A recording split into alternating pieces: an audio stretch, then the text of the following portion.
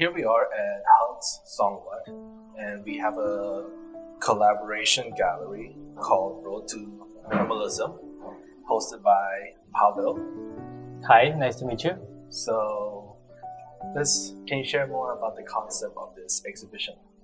Yeah, so for this exhibition, we decided to make it more conceptual because last time it was more group exhibition with all kind of photography, and here the concept came with the idea that I need to get out of my comfort zone as well, and to present some photos from different photographers who also look for something different.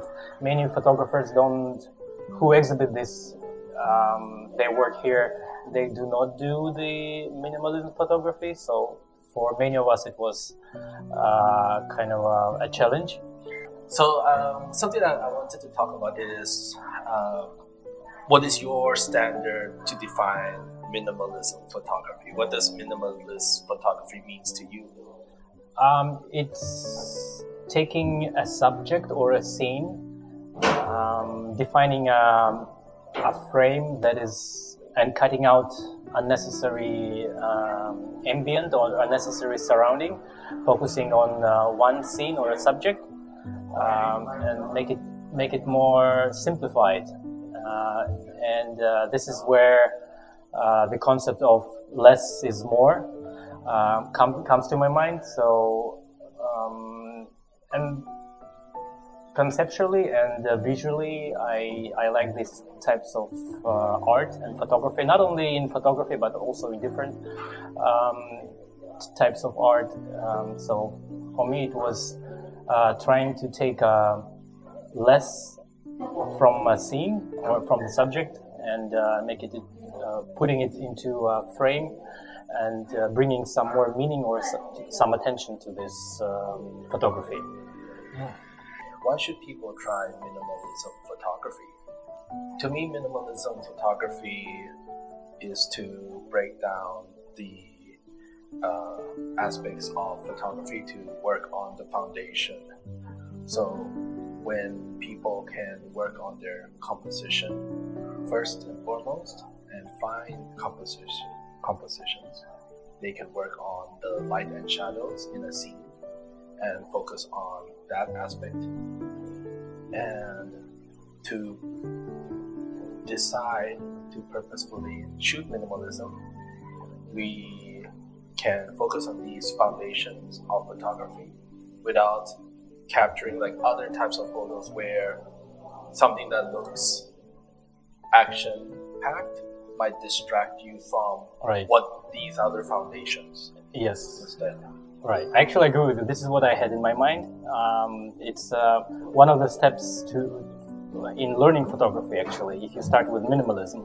So you really start seeing and learning the subjects and the focus points, and you learn how to compose your photography. As you said, like if it's an action-packed scene, and when I shoot the events, it's very important to reflect the how busy, capture the moment and how busy the scene is. Like there could be hundreds of people or just 20 people enjoying their moment, but you can see a lot of going on in one frame. So for minimalism, you really learn how to see and define the important subjects in your frame. As you said, like the foundation of the photography. What about your take on this? Like, for example, that photo of yours with the fluffy cloud and the building? Yes.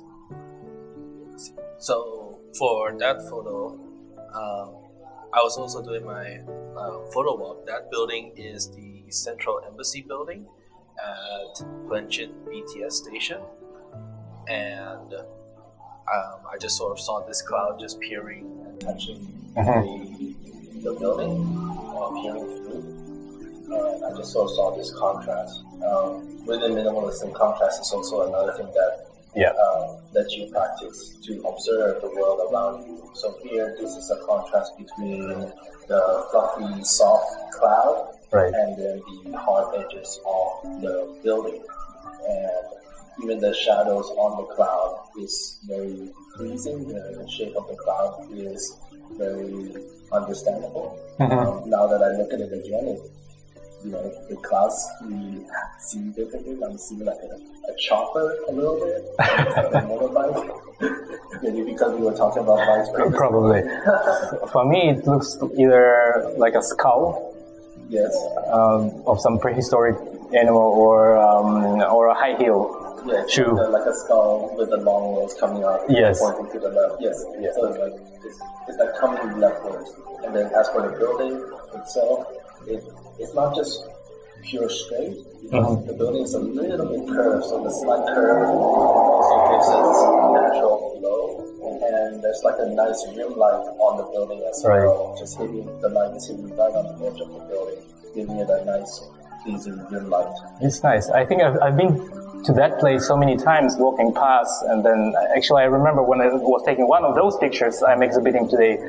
I was passing by that building and the Central Embassy. I was trying to take some minimalistic photos, but I couldn't see that frame that as you taken. This is what I like in photography, especially in street photography.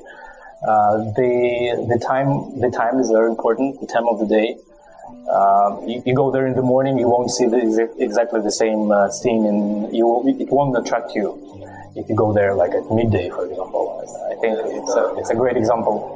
Yeah, the weather is very important because we don't know what the clouds will be like. In Thailand, it's very infamous for the smog and pollution. Yeah. Sometimes the sky can be very unpleasing, right? Or gray. In your case, I think people tend to, if it's black and white, I think people tend to leave the clouds or sky more white, and then they go towards white. So maybe my style, prefer to go black. All right, okay. And I think this is sort of like an inspiration from infrared photography. I think some infrared sort of style, there's many versions. In black and white, it will turn the sky black, and I like how the sky turns black and allow the white clouds to contrast and pop out even more. Yeah, and that's very pleasing to me. Nice. Thank you for sharing as well. So this gallery will be going until which date? It ends on the 19th of January. And I think you still have time to come here and enjoy this wonderful creations of our photographers. 18 will be the last day, I think. On the 19th, we will be removing all these prints. So please, if you have time, feel free to come here, invite your friends.